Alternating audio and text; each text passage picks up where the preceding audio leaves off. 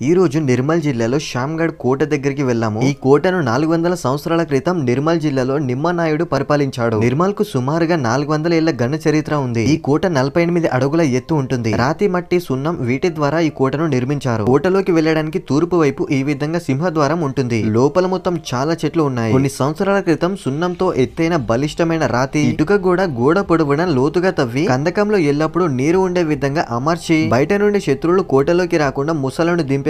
వీటన్నిటిలో ప్రత్యేకమైనది గొలుసు దర్వాజా. ఈ దర్వాజాకి పెద్ద ఇనుప పలక ఉండేది. ఇప్పుడు లేదు. వీటిని బలిష్టమైన గొలుసుతో పెద్ద చక్రాలను చుట్టి ఉంచేవారు. ద్వారం మూసివేయడానికి, తెరవడానికి గొలుసును, వీటిని లాగడానికి ఏనుగును ఉపయోగించేవారు. ఈ దర్వాజా నిర్మాణ తీరును చూస్తే శత్రువు రాకను అడ్డుకోవడానికి ఎంత నైపుణ్యంతో వాటి నిర్మాణాలు చేస్తారో మీరు చూస్తే అర్థమవుతుంది. నిర్మల్ లో ఇంకా ఇలాంటి చాలా కోటలు ఉన్నాయి. శ్యామ్గఢ్, బత్తీస్గఢ్, సోన్గఢ్, చిట్టిగఢ్, వెంకటేశ్వర గఢ్, ఇలా నిర్మల్ చుట్టూ మొత్తం 64 పురాతన గాడ్లు ఉన్నాయి. ఒకవేళ మీరు వాటిని చూడాలి అనుకుంటే మన వీడియోని లైక్ చేసి కామెంట్ చేయండి ఫ్రెండ్స్.